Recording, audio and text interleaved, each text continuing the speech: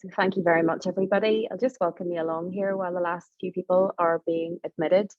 And really, really glad so many of you have joined us today. So this is an energy efficiency session. It's being brought to you in partnership with PowerNI and NEA, and we'll explain their involvement in this in a moment. What we're going to try and do today is to share some energy saving advice so that you can make your energy use more efficient, obviously, as well as offering you some money saving tips and ways to help you to make your budget go further. We know it's a trying time for lots and lots of people, and we're all keen to do what we can to make those pennies go a little bit further.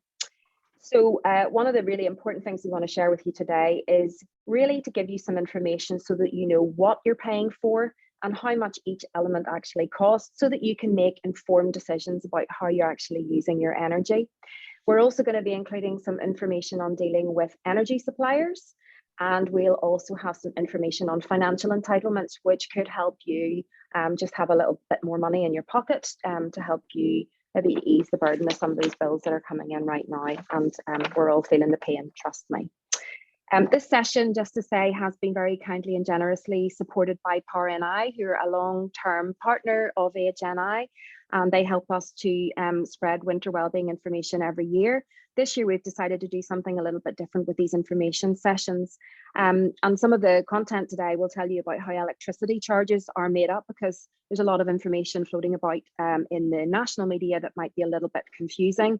And in general, it just might be a little bit confusing when you see those bills coming in. So we're going to try and help you to understand how your energy bills are actually made up, and also some of the UK government schemes and local schemes that are available to support you in paying your bills.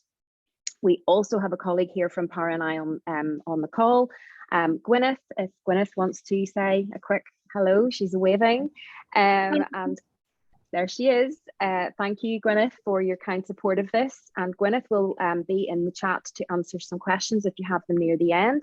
What we're going to do is ask you to put your questions, any questions you have throughout the presentation, into the chat. Use the chat function if you know how to do that. It's a little speech bubble down at the bottom if you haven't seen it before. And when you click on that, it'll bring it up and you can type a question in there. And I will take those questions and we'll go through them at the end. We'll put them to the various experts that we have on the call today, and hopefully they'll be able to give you some answers. And if we can't answer your call today, we'll do our best to get you an answer within the next sort of 24, 48 hours if there's anything more complicated or personal to you, and we'll tell you how to go about doing that at the end. The presentation will be about an hour long, and this session, as you know now, is also being recorded. We will be making this available via our social media and our YouTube channel within a few days' time, so you can have a look at our website, ahni.org/energy efficiency in a couple of days' time if you're keen to watch it back or if you feel like you've missed anything. Sorry, there's a lot of housekeeping here. The other thing is that thanks to the support from PowerNI, we have also produced an information booklet which will back up these sessions today. It's packed with information and tips, and we will have that available for you. So again, on our website, you'll be able to sign up to receive a copy of that, or in fact, there'll be a downloadable version of that as well. Again, ahni.org/energy efficiency. And I'll share that into the chat as well in case you didn't get a note of that down. So as I say, thank you very much to PowerNI.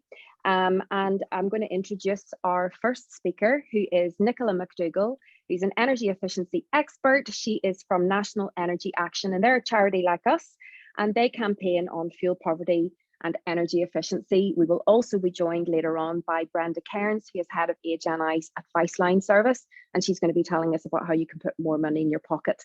So without further ado, thank you again to everybody for joining, and over to you, Nicola. Thanks very much, Vicky, and thank you for the invitation to deliver this session. This is my main role with National Energy Action, is to get out this energy efficiency information across Northern Ireland. So it's great to be able to do that, and I can see that we've got plenty of people on the call on the webinar today. So just a quick, I know Vicky has just mentioned it, but just a quick information on National Energy Action. So we're a leading fuel poverty charity. There's 6 of us based in Belfast, and as I say, my main role is the training stream, and then my colleagues are dealing with the likes of social policy issues and and running projects, and it's all about trying to get affordable warmth in the homes of vulnerable people and highlighting the plight of those forced to live in cold, damp homes.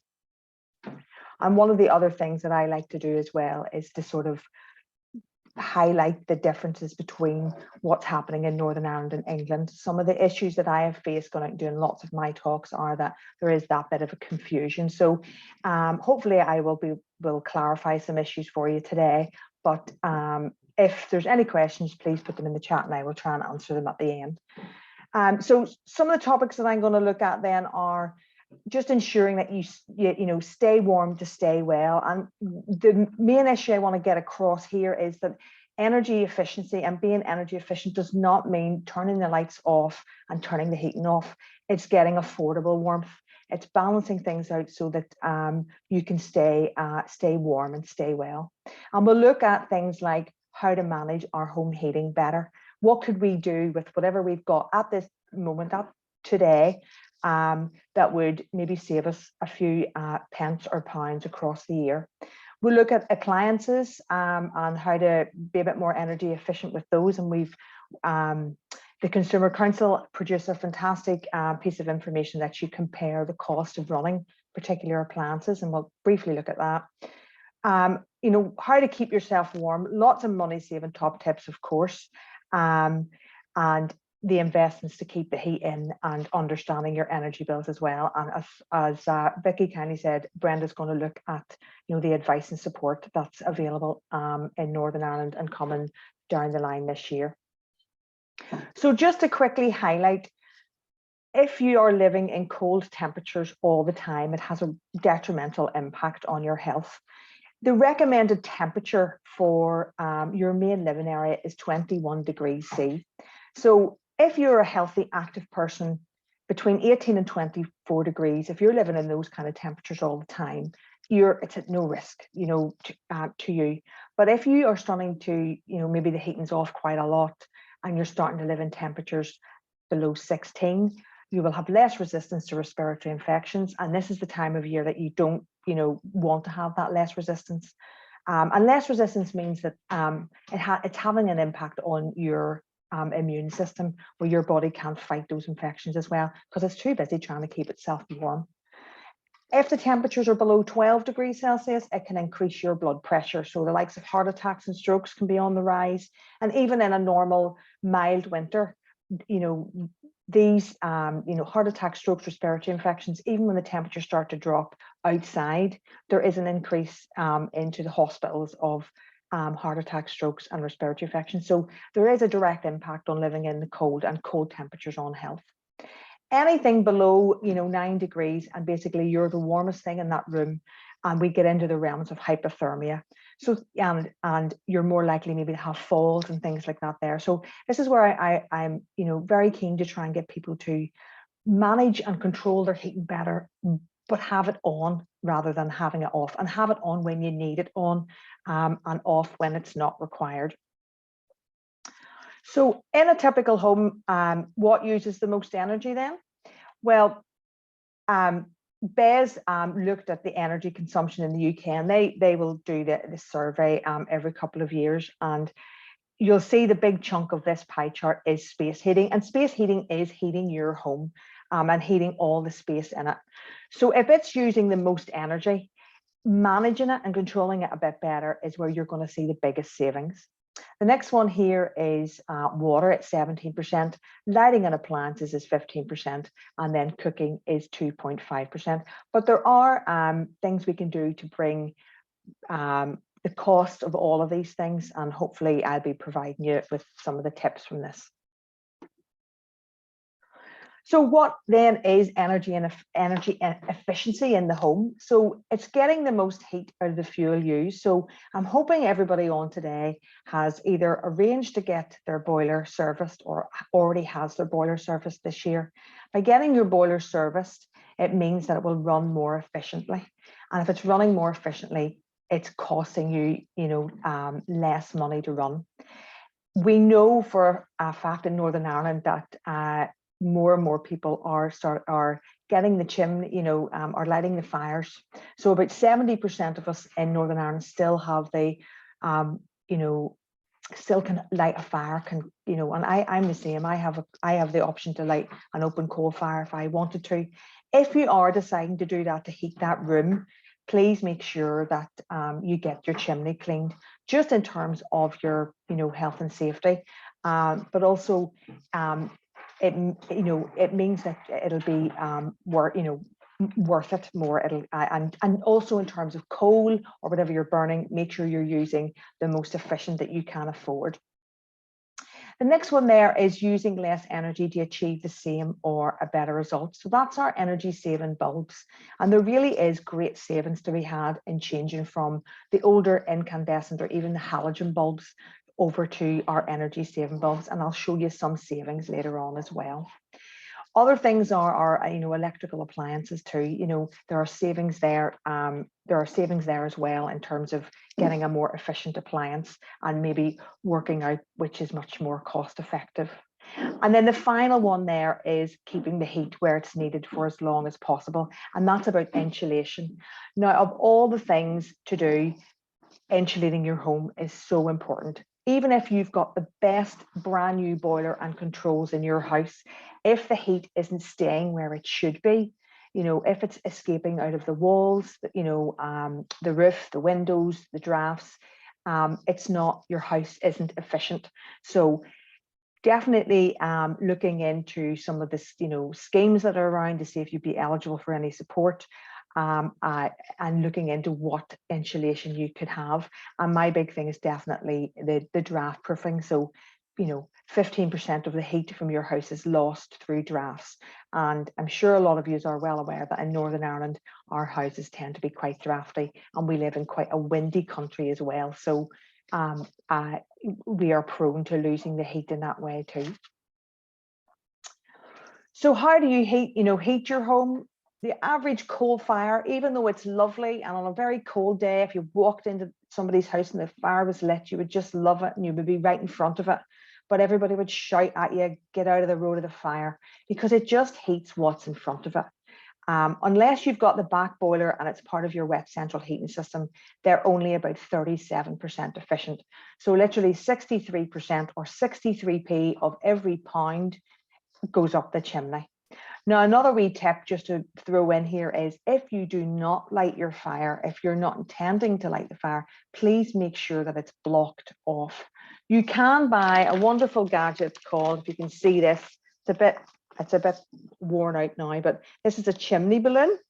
But to be honest with you, a big pillow wrapped in a bin bag and pushed up the chimney does the same job, because the latest figures estimate that you're losing about £90 just by leaving that. It's basically a hole in the middle of your house. So just make sure that if you're not going to use your fire, that's blocked off, or that it's still, if you blocked it off last year, let's just check that it's still working, that there's no drafts coming down the chimney. And again, that will save you some money. And of course, the wee health and safety bit for me is if you are deciding to light the fire, please make sure that you unblock it. And if you haven't had your chimney cleaned in a while, get it cleaned. Even an older gas or oil boiler can be 86% efficient. And again, you can improve the efficiency of your gas or oil heating by making sure that you get the boiler serviced every year. But one of the big things about most of us, and in Northern Ireland, still 68% of us still use oil to heat our homes. So that's very, very different to England, where I think it's about 4%. So just when you're hearing different, figures and savings and things going up in price and stuff, just be aware that you get information that's Northern Ireland relevant. And NEA, we're on the likes of social media on Twitter and stuff, so we would make sure that's kept up to date, and so the Consumer Council as well will do that too. But in terms of taking control, this is one of the ways that you're going to be able to, one of the main ways that you can reduce your home energy use and save money. So I always like to use the example of the dreaded immersion heater. Everybody who's ever had an immersion heater knows that it's so easy to leave it on, and heating your water with electricity is one of the most expensive things that you can do in your house. So what can we do to prevent this? Sometimes it's just a switch in a cupboard, and it's very easy to switch that on and forget about it. We've all done it. So taking control means getting the likes of a timer switch fitted.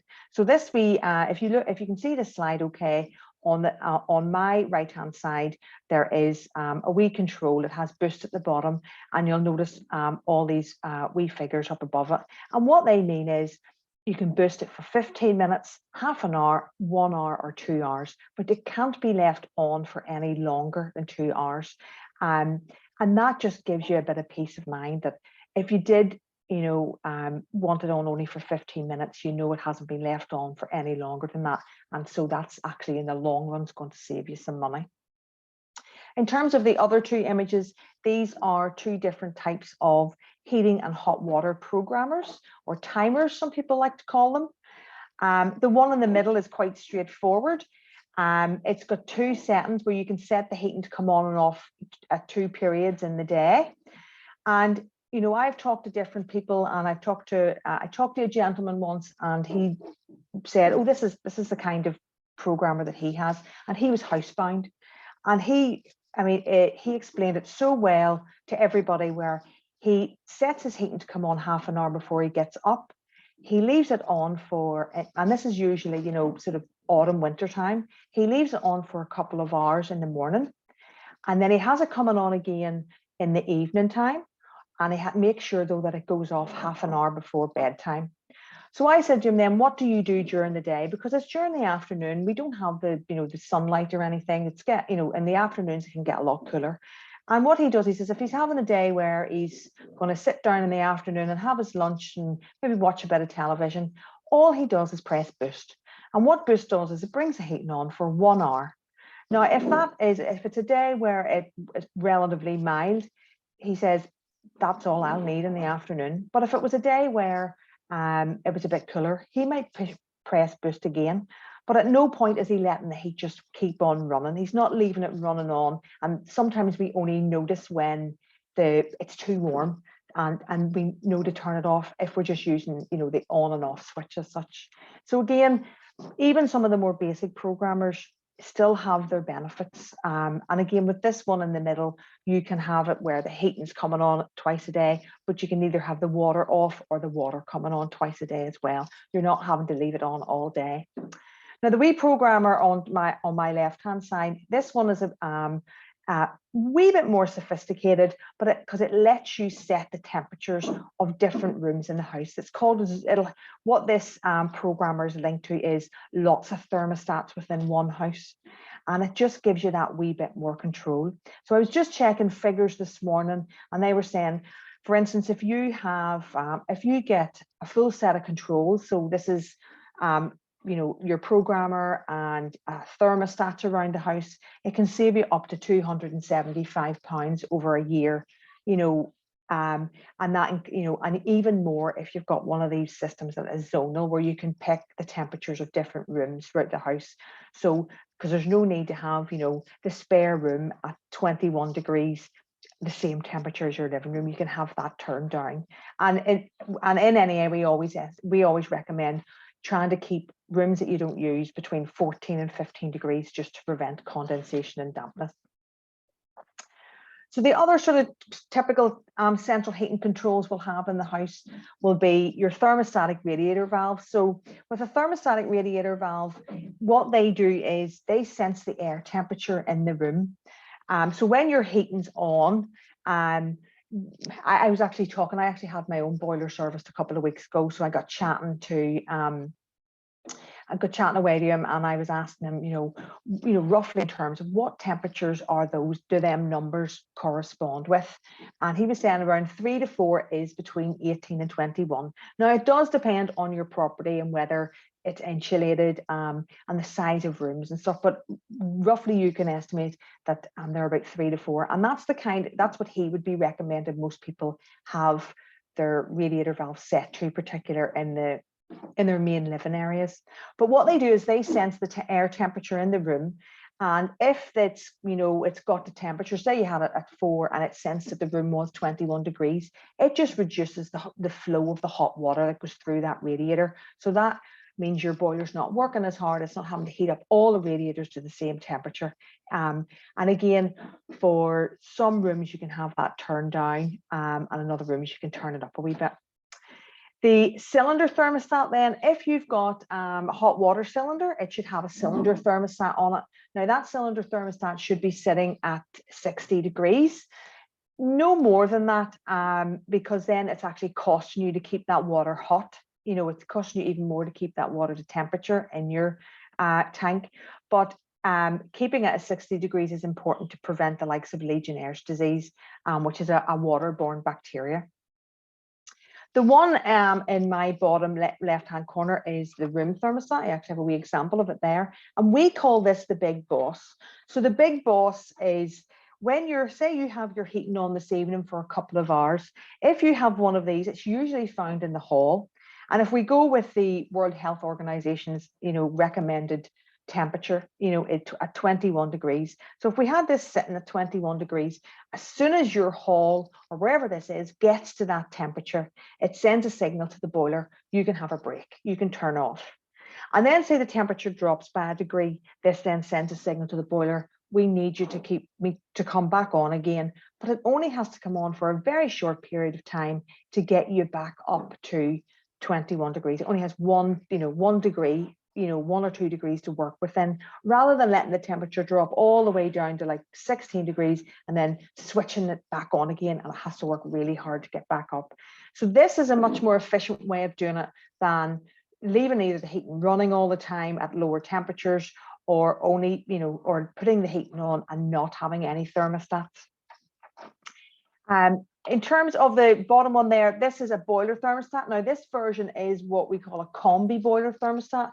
And for anybody who has a combi boiler, you have one. If one has got these two wee dials, and you might not be able to see, but on these wee dials, below one is a picture of a radiator, and below the other is a picture of a tap. And the one with the picture of the tap is the temperature of the water coming out of the taps, because a combi boiler doesn't have a hot water cylinder. You get instantaneous hot water. So if the water coming out of the taps is too hot, you could turn that one down.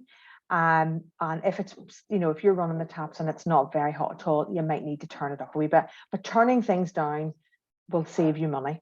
In terms of the combi boilers as well, there's lots of information on about, flow. They use the term flow temperatures, but flow temperatures is just the temperature of the water that's going through your radiators. So if your radiators are too hot to touch, you could actually turn that thermostat down a bit. And again, they are recommending, particularly for combi boilers, that between 55 and 60 degrees, which I think is around 4 on the dial. But again, you could experiment with that and just check which works for you.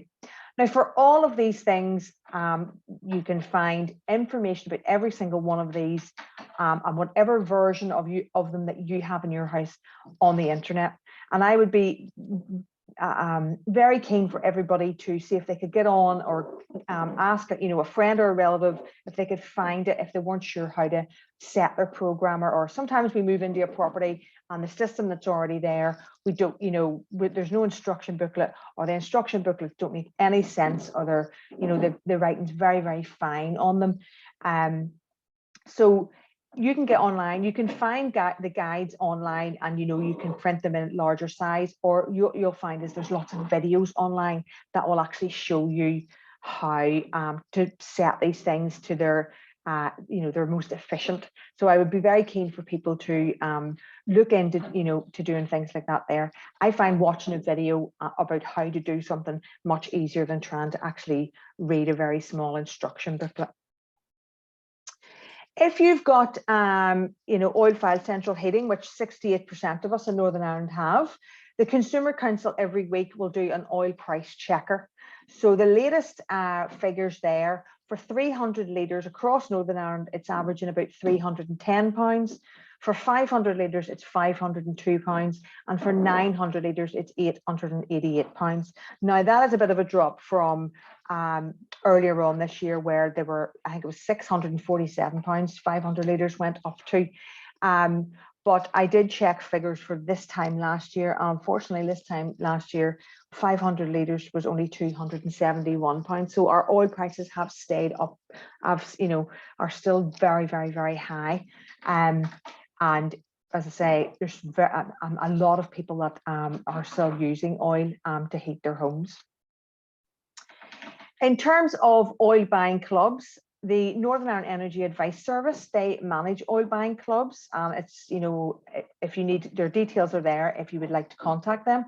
And what this does is it means that if there's a large group of people in the area buying oil, you will get it. If you're getting 200 litres of oil, you'll get it at the same price per litre as somebody who's ordering 900 litres. Because sometimes if you're not a part of an oil buying club, you can get penalised for ordering less. You don't get as good a discount, and they will also try and get discounts off the price on top of that as well. So if it's something that, if you do have oil in the house, it's something you can ask them about, and they'd be happy to see if they can get you set up within one of the oil buying clubs.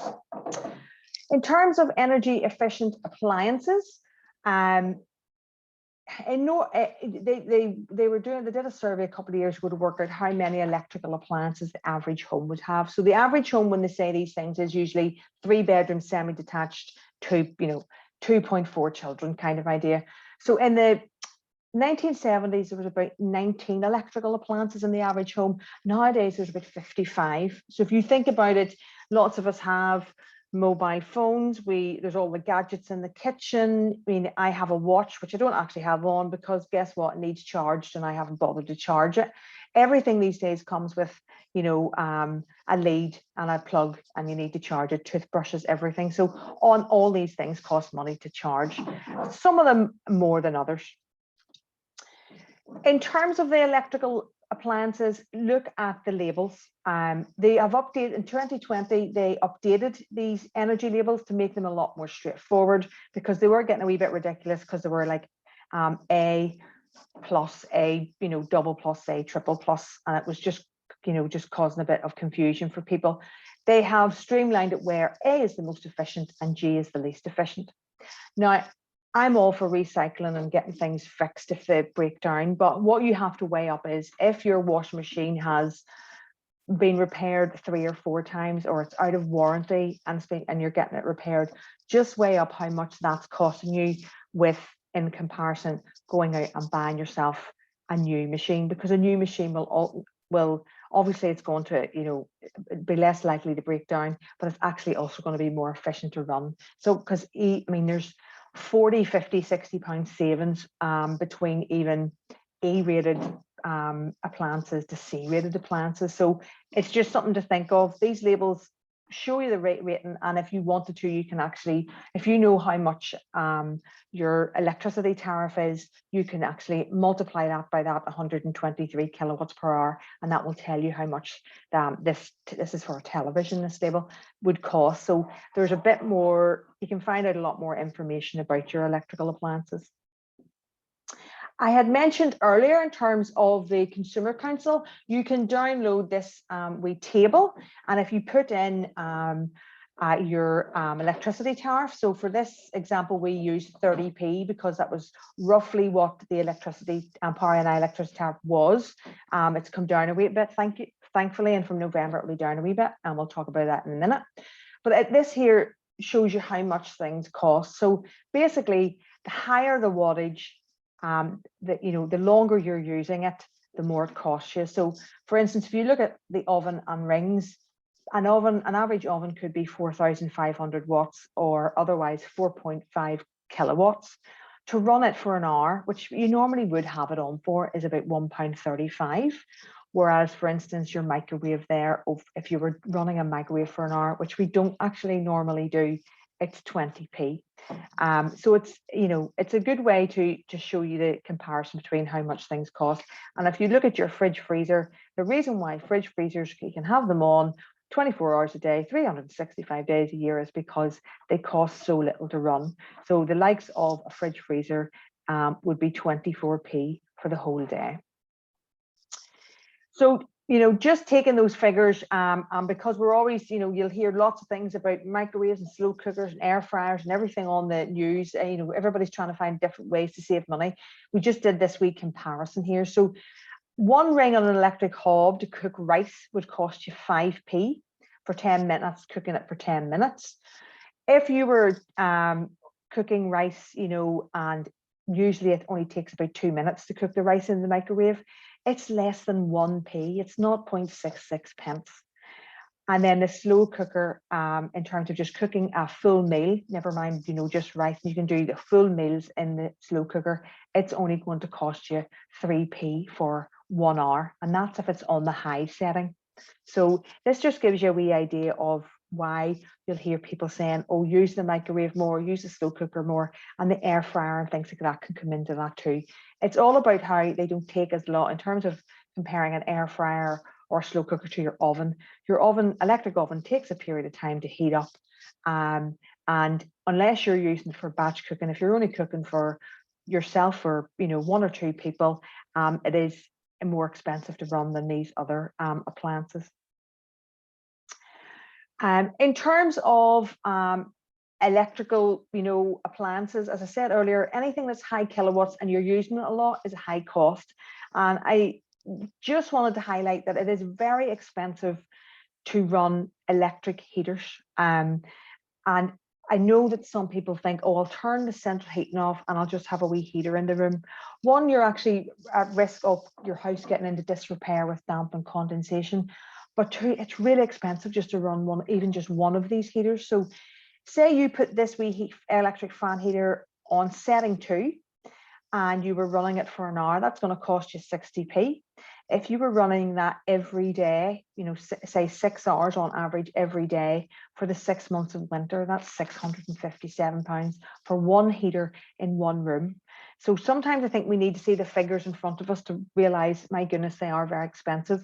And a lot of households might have more than one of these in the house. So if you do have to use, say there is something wrong with your heating system and you do have to use one of these or an electric oil-filled radiator, get one that either has a timer on it.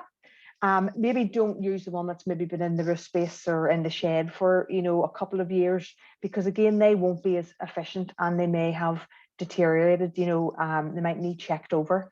But if they don't have a timer on them, you can buy very simple, like out of Home Bargains or any sort of electrical shop, timer plugs. And just so that they don't have the chance to be left on for too long, it's very easy to leave it on the room, thinking you're only popping out for 2 minutes, and the next minute you get distracted by something else, and that heater's been left running with nobody in the room for half an hour, and that's wasting your money. In terms of in the house, I have on today my nice winter slippers and socks. I have blankets sitting behind me. So when because I'm working at home from, all the time, quite a lot of the time now. So I've had to think about, well, I can't have the heating on all the time. What can I do to make sure that I'm not getting cold though? So move more and sit less, absolutely. Layers, getting sort of even a lot of the stores now are doing the sort of thermal, vests and wee long sleeve tops and stuff. But the big thing for me is making sure my feet are warm. If my feet are warm, I'm usually grand. So nice, treated myself to a nice pair of slipper boots there recently. They're and they weren't very expensive, but they are keeping my feet nice and toasty warm. In terms of different things, like some electric blankets, if they're a single one, it's 200 watts. They cost about 6p an hour, and your hot water, and just again making sure that you unplug it. You're not leaving it running, and the hot water bottle is working out about 4 pence. The only thing is they cool down. So how many times do you have to actually boil the kettle to keep that hot water bottle warm? This year, the Money Saving Expert website, which is linked with Martin Lewis, they brought out some information called Heat the Human, Not the Home. Now these figures are based on GB tariffs, so they're slightly different from our Northern Ireland tariffs, but some of the interesting things to take away from this one are that, for instance, an electric gilet, which is like a body warmer, it would cost £46 to buy initially, but it actually only costs you 4p a week because you charge the battery pack in it up, and it keeps that charge for quite a long period of time. Whereas microwaving that week, one of those week bags is actually costing you 49p per week. So, you know, some things that we think might cost more than others, you know, don't. And I do know I've been out doing quite a lot of these talks that a lot of people have actually bought themselves those electric gilets as well. So there are things out there, you know, that could help, particularly on the really, really cold days. If you're maybe not as active, and maybe you're sitting down having your lunch or something, you could use some of these methods just to keep warm. So some of my top tips then, and you know, these figures are up to date as of the last couple of weeks in terms of, you know, the tariffs and stuff. So switch it off. You can save around £30 just by remembering to turn off electric appliances and not leave many of them on standby. So the TVs, the laptops, mobile phones, you can buy Wi-Fi plugs now, remote control plugs that mean you can turn everything off at the switch of a button. You know, so that nothing's left on. You know, one of the ways to check, particularly easy at this time of year, is when you're leaving a room, is there anything glowing red or blue? And usually it means something's been left, you know, on. Sometimes in my house, it's my printer. I've forgotten to switch it off, or, you know, the likes of the television and stuff like that there. Turn it down. Room thermostats allow you to set the temperature your room heats up to and maintains. If your thermostat is, you know, sitting at 23, 24 degrees, even just turn it down by 1 degree could save you £130 if your house is heated with oil, or £170 if your house is heated with gas. So that's you know, that is an easy win there. If you can turn that down. Now, if you're already your thermostats are already sitting at 20, 19 degrees, I wouldn't be recommending turning them down at all. Off the boil, only boil the water you need in your kettle. This can save you about £6 per year. I've had tips like, you know, just fill up your favorite cup and put the water of that in the kettle. Or some people fill the kettle up, boil it, and then put it into a flask, and that does them for maybe the whole morning.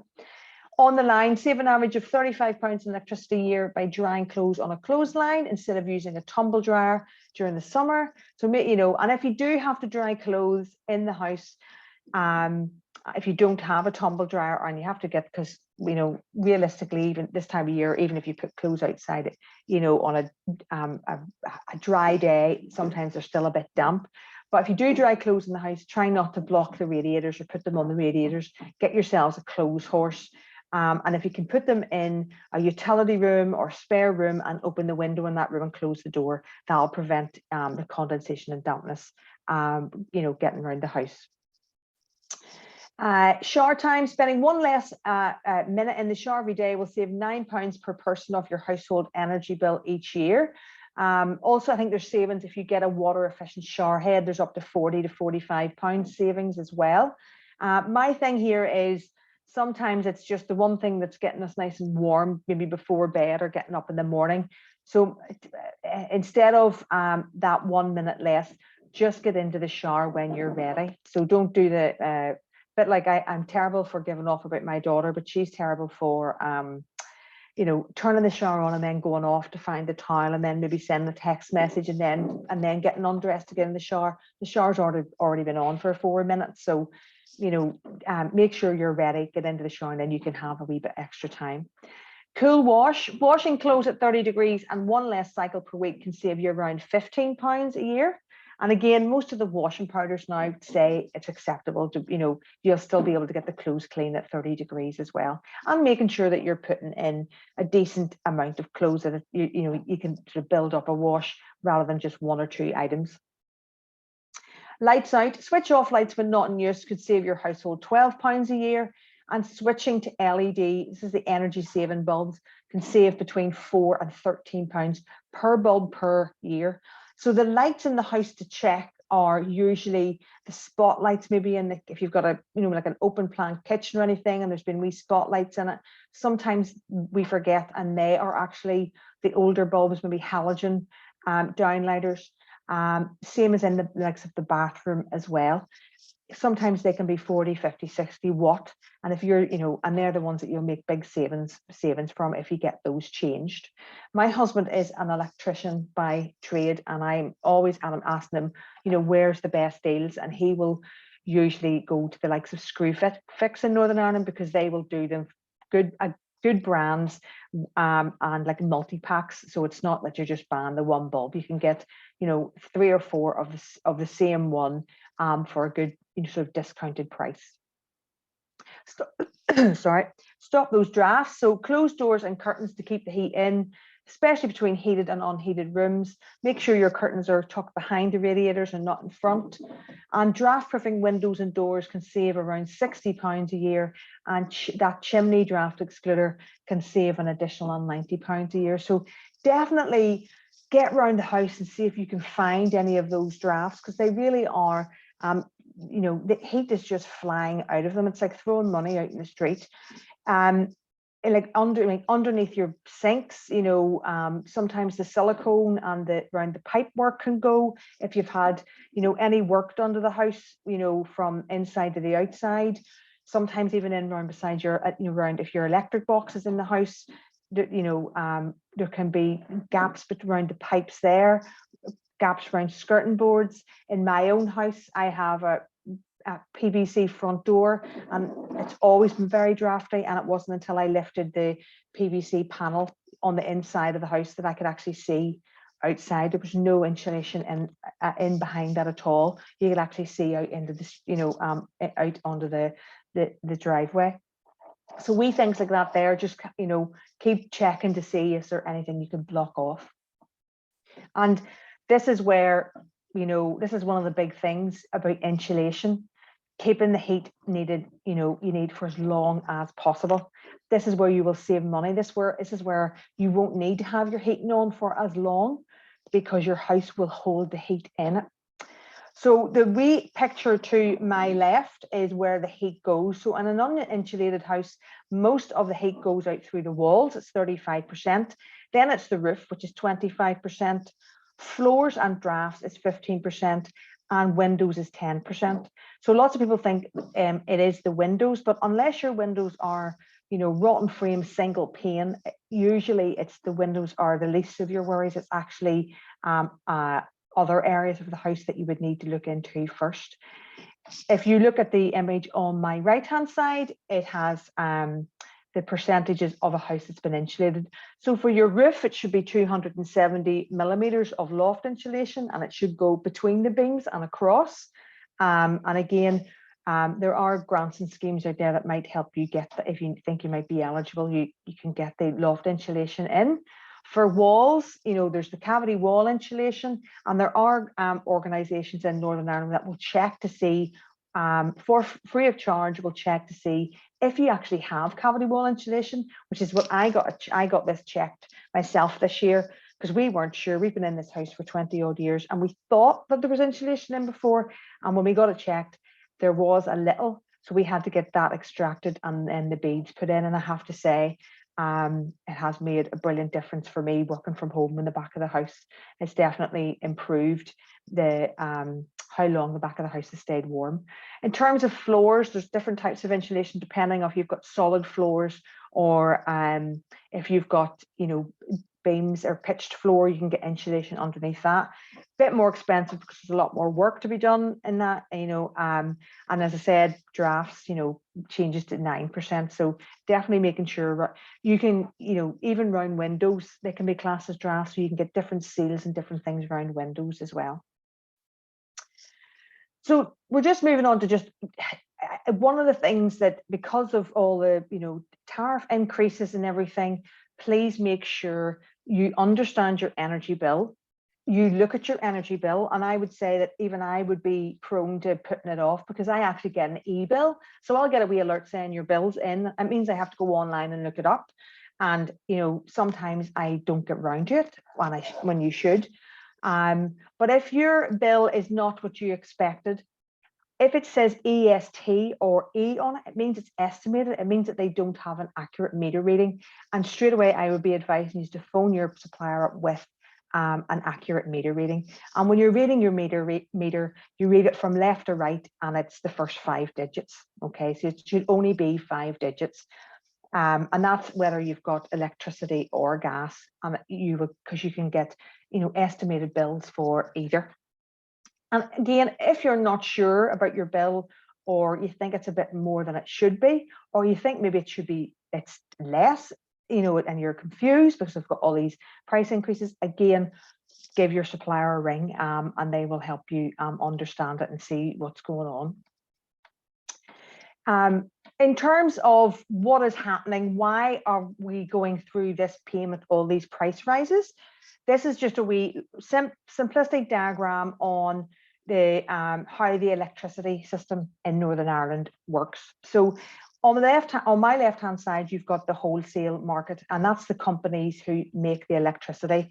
And unfortunately, the most common fuel used to generate electricity in Northern Ireland is gas. And because of the likes of the war in Ukraine and the pressure on supplies, that's why these prices have gone up.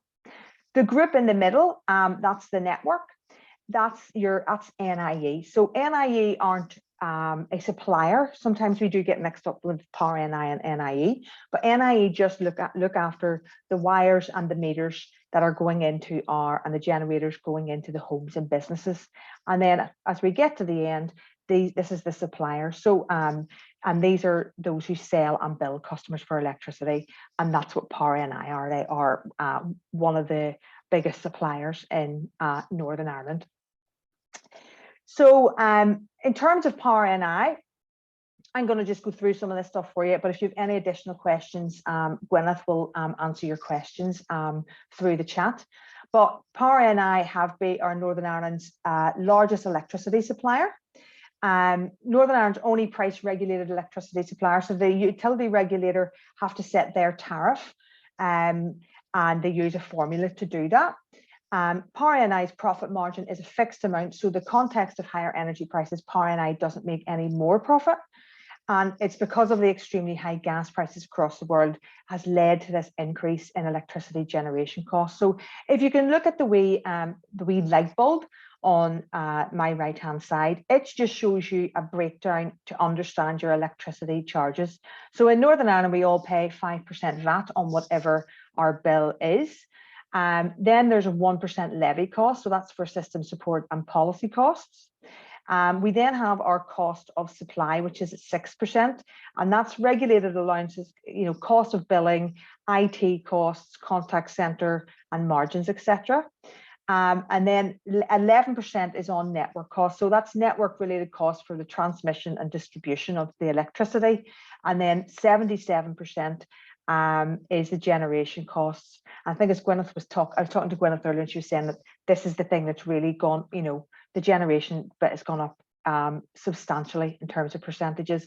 So this is the cost of wholesale electricity, such as the fuels used to generate electricity and related market costs. But if you have any other questions regarding that, I'm sure Gwyneth will be able to answer those for you.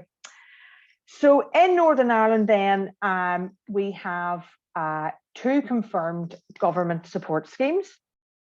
And for domestic customers, the 2 main schemes are the Energy Bill Support Scheme and the Energy Price Guarantee. So the Energy Bill Support Scheme is the one you probably heard a lot about. It's the £400. Now we know we're getting it, but we have no definite date set in Northern Ireland. And what it will do is it will credit this to electricity accounts. So just from in terms of if you are if you're got a credit meter, that money will be credited to your account. If you have a keypad or prepayment meter, I think it works out for, well, I took down some figures earlier. So when you top up £5, you receive 170.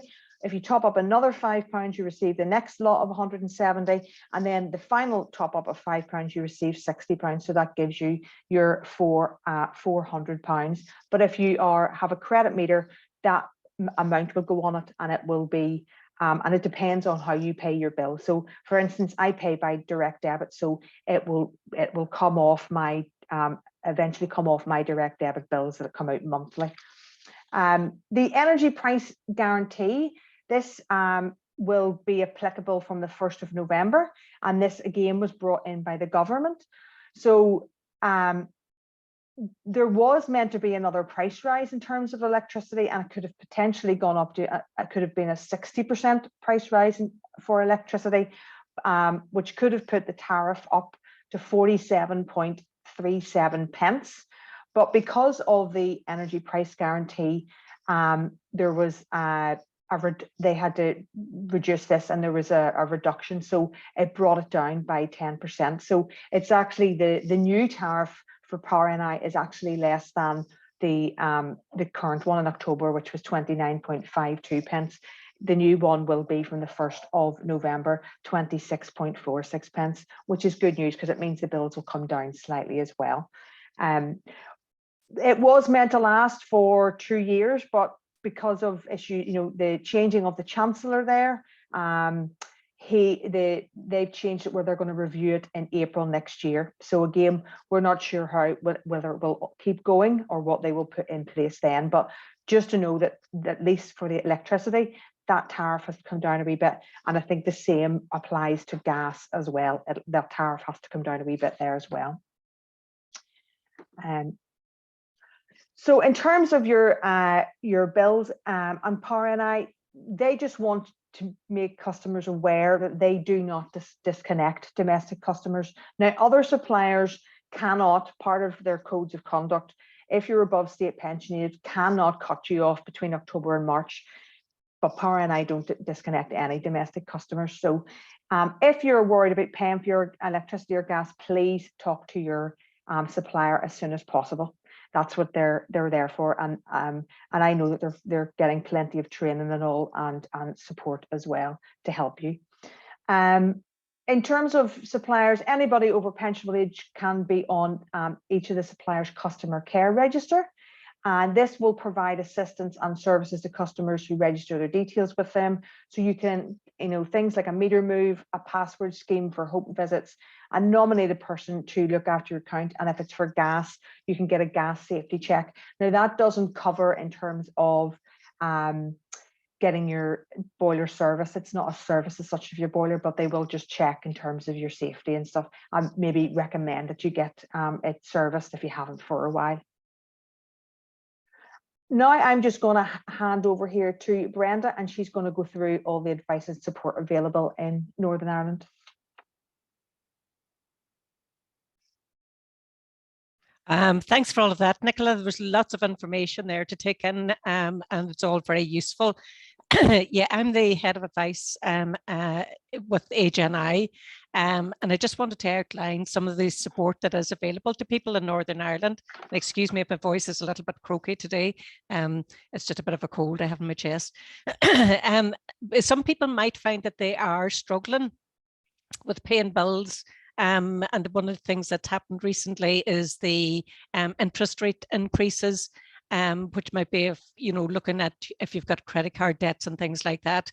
If you're struggling with bills and have some debts gathered up, it's really important to get in contact with Debt Advice. There's a dedicated advice service available. It's free of charge. And advisors will look at your the debts with the different people. They'll write the letters, negotiate a repayment plan that's affordable to you, taking into account what money you have coming in and how that can be best spread out over time to get the debts underhand. It can be very difficult to take that first step towards addressing the fact that you have a debt. So if you or if anybody that you know has a number of debts and are really worried about it, it would be really important to let them know that there is help available out there, and it is free, because there are some companies available which will charge for it, but if you go through Advice NI, their debt service is free. So that's important information to go to the specialist advisors. Again, you can save money by switching supplier and looking at the different tariffs, the tariff that you're paying and what's available. So what you can do is you can go to the Consumer Council and they'll help you work through what tariff that you're on at the minute, and then what tariff might be available for you that would be better suited for you, if that would work for you. There's contact details there for the Consumer Council, telephone numbers and email address, and their website details as well. We have, as well as all of that, we have the Northern Ireland Energy Advice Service, which is managed by NIAG, and they give independent and impartial advice to domestic householders in Northern Ireland. And they will look at what grants are available. There's quite a number of grants available for different things, for like your loft insulation, wall insulation, tanks, jackets for your cylinder tank, etc. So there's a number of different providers for those. And they come under, on the next slide there, I'll just move over to mention, first of all, the Northern Ireland Sustainable Energy Programme, and that's collected, money that's collected annually from the electricity tariff, and then it is used then to fund these grants that are available. There's a list that we have of different ones under different titles, different names, different household makeups, and different income levels, that there should be one to fit everyone out there if you're looking for help to insulate and to keep your home warm. The Affordable Warmth Scheme is available as well from everyone from your local council. For that one, you have to have a gross annual income of less than 23,000 per annum to avail of that. And again, it's lots of insulation and other energy efficiency savings for your home. The boiler replacement scheme has been going for a number of years now, and it's for owner occupiers who have a household income of less than 40,000. There's actually two rates of it, because there's a higher rate for people whose income is below 20,000, and there's a smaller amount for people whose income is below 40,000. The important thing to remember about this, it's not about the age of the person, it's about the age of the boiler. So you can be of any age, and if your boiler is more than 15 years old, you could get help to replace the boiler. People often ask me, they say they don't know what age their boiler is. Every boiler should have a manufacturer's template on it somewhere. And if you check on that, the date of the boiler should be on it, the date of manufacture. So that's quite useful to know. And again, as was mentioned earlier on about the critical care registers, and NIE Network have one as well. And this is for people who are using life support equipment in their own home particularly. So maybe you're on oxygen, people have hospital beds, have hoists, etc., and so on. And if you're on the critical care register, if there is a power outage, you will be kept informed as to when it's expected to return again, and kept up to date on anything that's happening. And this is quite assuring for people to know this. And the one thing that it doesn't do, it doesn't get you connected quicker than somebody down the street from you. Everybody will be connected at the same time, but you will be kept informed in what's going on with everything there. Now, my area of expertise is with the advice line. The number of it is there. And what we do is we identify benefits in excess of £1 million every year for older people in Northern Ireland. And we're dealing with over 10,000 callers a year to the line. Identifying unclaimed benefits is such a vital role in society today, because what we don't know and what they don't keep a record of is how many people are out there that are entitled to benefits that aren't actually claiming them at the moment. And we find that people often have preconceived ideas about that when they would be entitled to benefits and when not. I would say we need to stop using the word benefit even, because it's an entitlement. We look at eligibility criteria. And if you're bringing in additional money from the Exchequer, it's money that's coming into Northern Ireland that will be circulated throughout the economy and has a regeneration effect. The biggest one is pension credit. Pension credit is paid to people to make sure that they have a basic standard of income every week.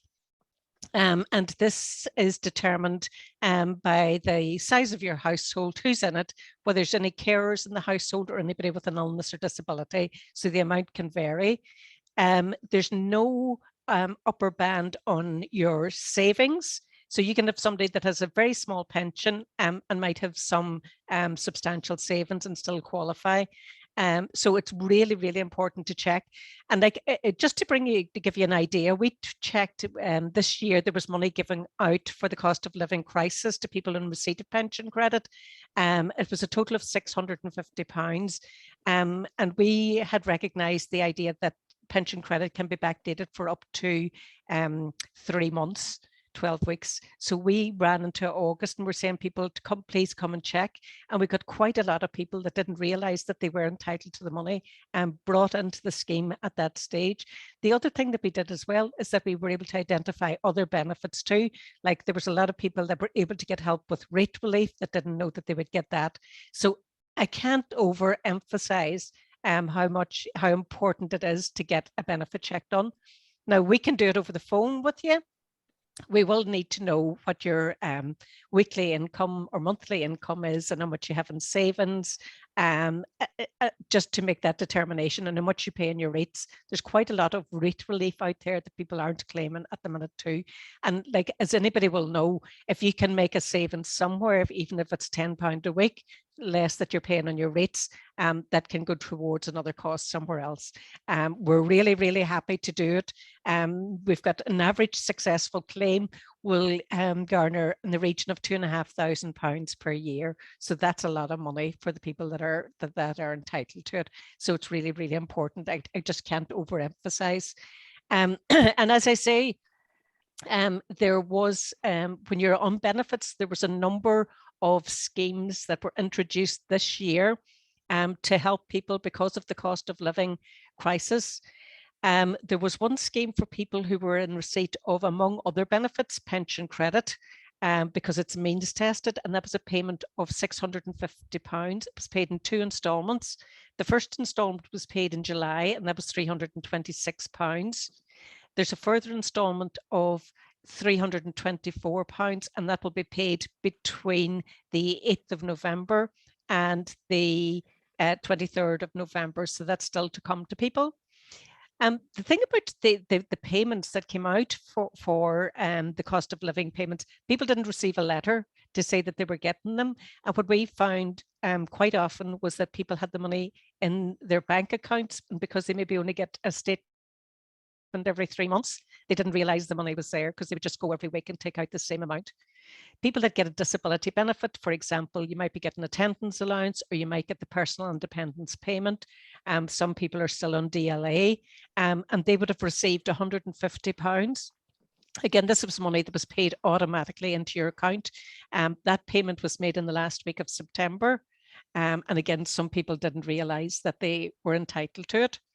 In addition to that, this year, people who were born on before the 25th of September 1956, I think I got that wrong, definitely September 1956, are entitled to a winter fuel payment this year. If you're under 80 years of age, it's £200 per household. If you're over 80, it's £300 per household, and variations of that where there's a mixed age couple. This year, there will be an additional £300 paid with your winter fuel payment. And again, that's coming usually about the end of November, early December. So if people are thinking of buying oil or, topping up on money, they could do it then. As I say, we have a little booklet. It's called More Money in Your Pocket. You can go to that booklet. You can view it online if you'd like to do that. You can, if you'd like a hard copy, just contact us on the advice line. It's 0808 808 7575. We'll happily send it out to you. And there is also on our website, there's a benefit calculator if you'd prefer to do it in the privacy of your own home and just go in there and use that and put in your details. If you're struggling with any of it, or if you need any further information, just give us a shout and we'll help you out. And that's it. Yeah, I think. Okay. Thanks, Brenda. That was great. And just then to finish off, I've given you loads and loads of, top tips and different things, and sometimes it's a wee bit overwhelming, and sometimes it's important to show you on screen or on paper how much some of these energy efficiency savings can add up to. So I just picked 3. So I'm going to turn off stuff. I'm going to stop the whole standby. I'm going to make sure that I'm only putting things on when I need them and off when I don't. That's going to save me £30. I'm going to turn down my thermostat by 1 degree, and I heat my house with gas, so that should save me £170 over the year.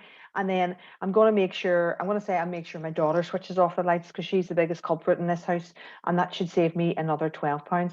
So none of these things that I'm talking about here cost me anything to do, but they're going to save me £212. And that could be a wee bit more, a wee bit less, depending on your household. These savings here are, there might be an initial outlay, so you might have to, spend a few pounds to actually get the savings. But in terms of draft proofing, including that chimney draft excluder, there's a whopping amount of savings there of £155. And again, a lot of that you can try and do yourself, or you'll have stuff around the house, that you could do it with. In terms of round doors and stuff, even like I'm coming down with wee fleecy blankets in the house, but roll up a wee fleecy blanket or an old towel, a couple of cable ties or some wool or string makes a perfectly good draft excluder around the doors. You don't have to actually go out and buy anything. Change to your LEDs, your energy saving bulbs, and that's just, say, half the house did have energy saving bulbs and half the house didn't. This is doing the other side of the house. If your house doesn't have very many energy efficient bulbs, you're going to have more savings than £45. And then insulate your hot water cylinder. This is if it's you've already got a wee bit of insulation, but it needs topped up. That can be £90. Some other figures are if it's up to if you have no insulation on your hot tank, it can be like nearly up to £200 in savings. And another wee thing to add there's savings of about £11 could be added onto that if you insulate the pipes around the tank as well. Sometimes we forget about all those pipes, and the heat from the water can actually leave from there too. So savings there are in the realms of £290. So there's a lot of savings out there. That is me finished. I hope everybody has gotten something from that. Thank you, Nicola. Brilliant. No problem. My goodness. And I'm going to stop sharing. It's a lot to take in. And I suppose that's why we also have a booklet to go with this as well. And don't forget, if you haven't already requested a copy of that, please do that on our website, agni.org/energy efficiency. I'll put that in the chat again at the end. But I'm going to try and answer some of the questions that have come up in the chat now. And if both you and Brenda can stand by, I'll probably work backwards, actually. Okay. The last one that came up there was about accessing the boiler replacement scheme. So Brenda, can you take that one? How would you find out more information about a boiler replacement scheme, please? So the Northern Ireland Housing Executive administer the boiler replacement scheme, even though it is for people who are homeowners and in private rented accommodation. So what you do is you contact the housing executive. The telephone number is 03448 920 900, and just ask. That takes you through to a general switchboard, and ask them to put you through to the grants office, and they'll ask you where you're calling from and put you through to the grants office for that area. So it's as simple as that. You get the form for them.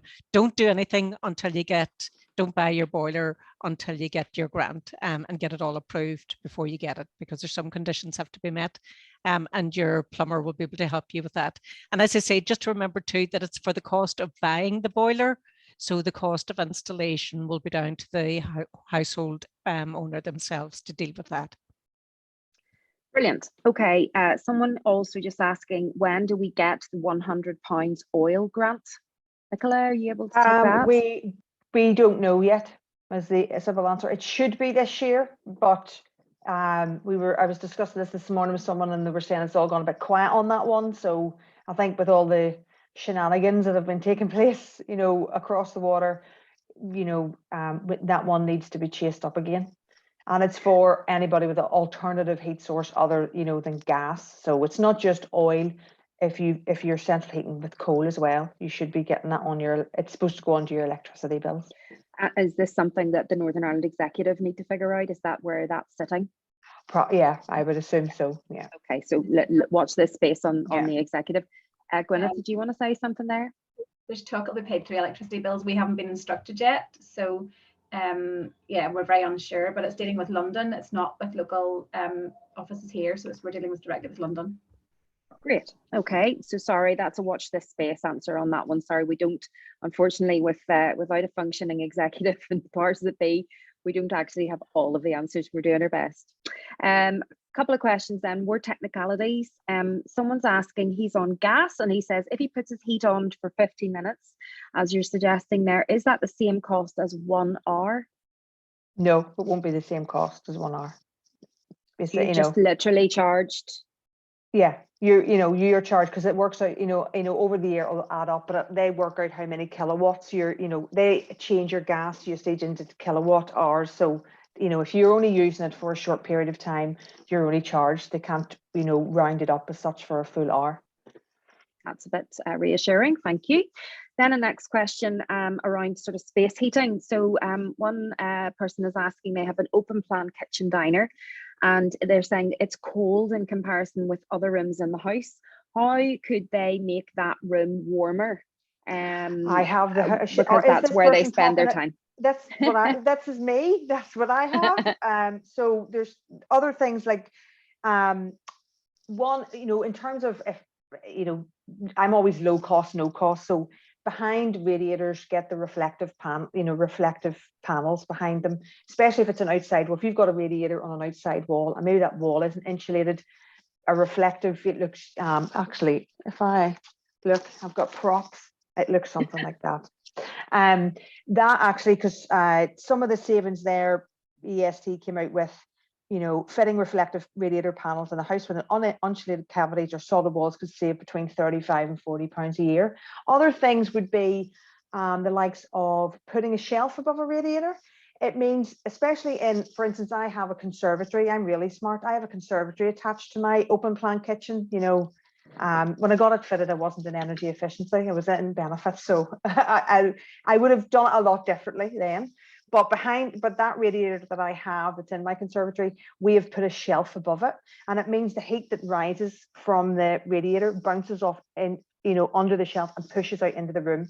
It's not done up to the ceiling as such. And then because it's not the best in the world, it's a conservatory and disappearing. It doesn't, not coming back down. So things like that there can make you fit, can push the heat into the bodies that are in the room.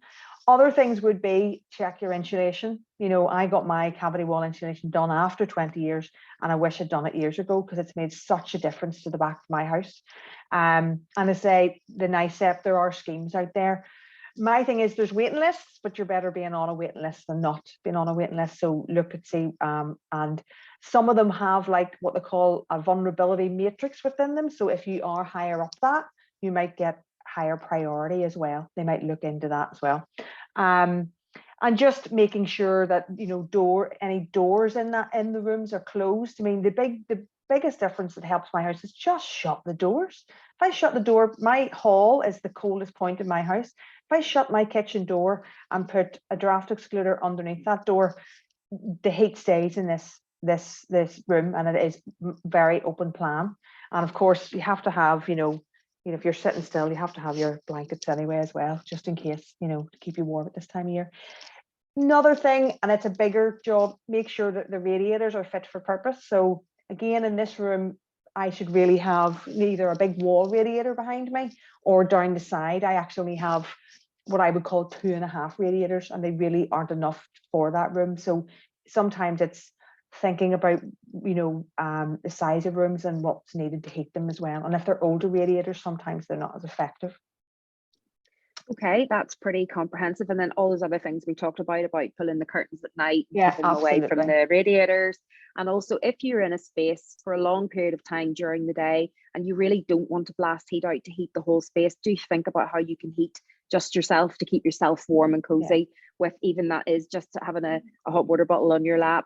I heard stories about people even just having their dog close by for a bit of extra body heat. Yeah. I mean, even that, but think about heating yourself during the day rather than blasting a whole load of heat out if you know that the space that you're in doesn't retain it all that well. So that's another useful set of answers. Thank you.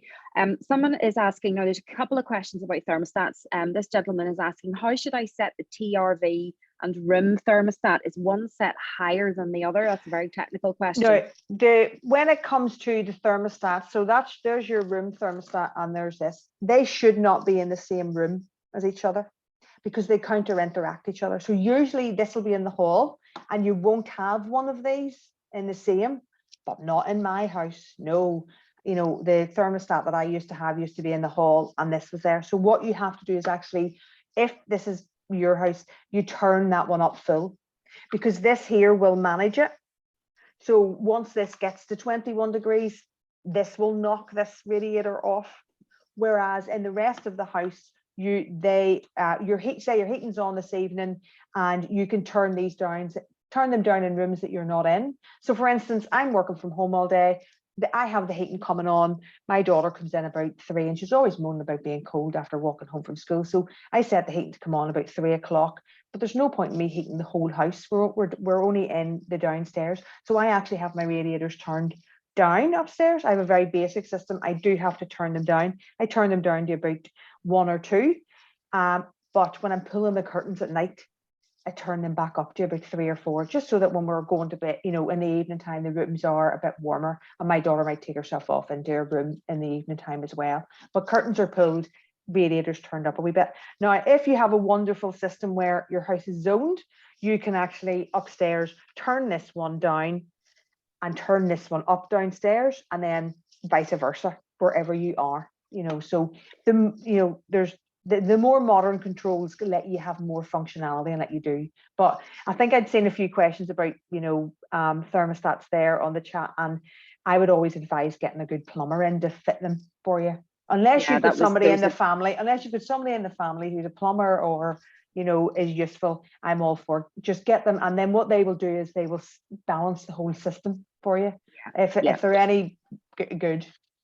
So a couple of questions just to go through those. So one was somebody saying that their thermostatic valves on their radiator are broken. So you know, knowing that a call out charge from a plumber could be 30 or 40 pounds for a 5-minute job potentially.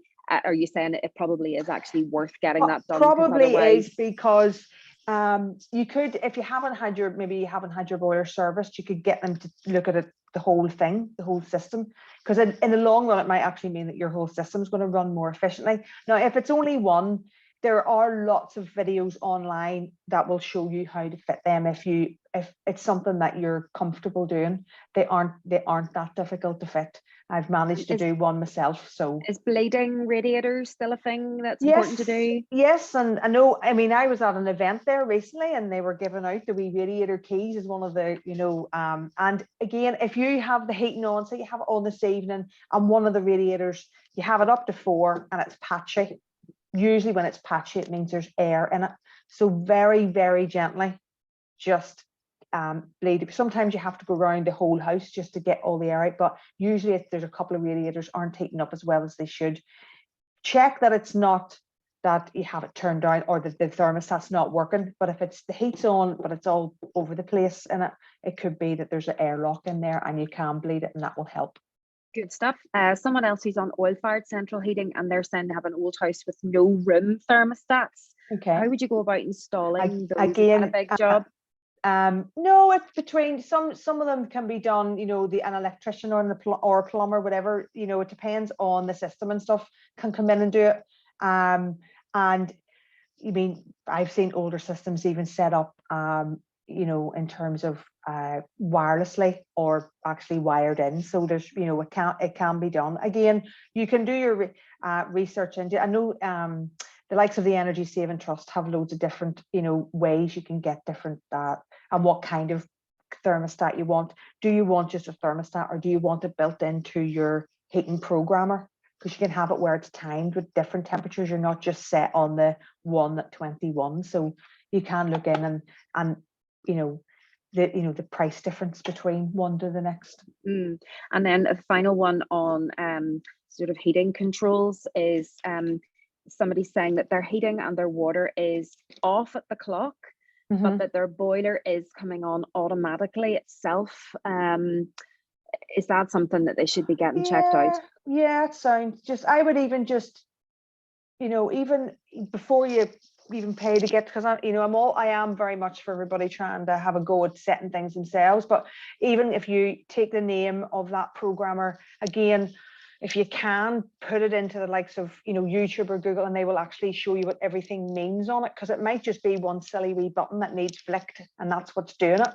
And it, rather than you phoning somebody to come out and they just do it, and you have to pay them £65, as you were saying, Vicky. So if somebody gets and even if they want to say, I sometimes they call me Poirot in NEA, because I get sent all these, could you find out about, if you even send me, if somebody wants to send me through a picture of their programmer, I'll see what I can find out about it, just to see if there is a wee switch. And it's better doing that than and then if there is an issue, it could be a wiring issue and why it's coming on. But definitely worth having a look at that. Yes, and looking into it, because I suppose that like you were saying about taking control at the beginning of the presentation, if it's coming on at times when you don't need your heat on, you're literally blasting through energy, and it's costing you every unit that you're not necessarily needing or using. So it might seem like an expense to call out an electrician or a specialist, but in the long run, the payback's probably and it going might to be you worth need a while. You might need a new programmer, and as you say, in the long run it will save you because you can manage it better. Somebody else who is also on oil-fired heating and who is just terrified at the price of oil at the minute, and I know you showed up some prices there on screen, and that they are, when you see the bulk buying, it is shocking. She says she can't afford to do a fill of oil at all, and she is looking at looking for some solutions on heating smaller spaces. So I suppose this is back to the same kind of advice we talked about heating a small space and heating yourself above everything else, isn't it? I do shy against saying anything oil. Oil and gas heating is cheaper than using the electric heaters, or because I will have that question about, should you use the immersion heater over your heating your water, and your immersion heater costs you more. It just it does, but sometimes it seems more, it's easier to press that wee button. My thing would be, that's how tricky it's got now, is maybe turning, if you've got some oil, do you know what I mean? Or see if you can turn radiators down and just have the radiator on in the room that you need. It means it's only heating the one space, rather than you thinking, oh, I'll use it, another heat source. Just use the one. Do you know what I mean? But you can turn, as you say, heat the one room that you're in. I'm all for trying to even have the heating on for the whole house, like even for half an hour, 45 minutes a day, just to take the chill out of the house to prevent condensation dampness. But I'm very aware that even some people can't even afford that. The other thing maybe also just to note there, Brenda's top tip there about the winter fuel payment coming in, yes, and maybe that is the time, absolutely. It's how that money lands, and you eyeball that up for. And chat to some of the oil suppliers in the area and the oil ban club as well, because you can get smaller amounts, and some of the oil suppliers are doing, if you can't afford smaller amounts, they are doing, if some don't do smaller amounts, but some local ones I've heard will be supportive of people, and will come out and deliver, or let you do like a budget plan as well. So, but again, it's getting the confidence to ring round and asking the right questions as well. Good stuff. I think that's all the questions we had in the chat. If anybody has any others, just jot them into the chat now. If not, I'm just going to keep a close eye on that. Just to say thank you very, very much, everybody, for joining. I hope that was useful. I know there was a huge amount of information to take in there. Our massive thanks to Power NI for making this happen. if you've enjoyed today or you've got something out of it at all and you think it was any good and you want to recommend it to a friend, we also running this again on Thursday at the same time. So please do share it or tag us in social media and let us know what you thought of it and recommend it to friends, because the more people we can get this information to, the better. Even if it's just a couple of pounds you're saving here and there, it'll definitely all add up. So a lot of intelligence. Thank you so much, Nicola, for sharing. Thanks to Brenda for all her advice. And thank you very much to all of you for joining. Thank you very, very much. We'll see you again sometime Have a good soon. afternoon, everybody. Thank you. Cheerio. Bye. Bye.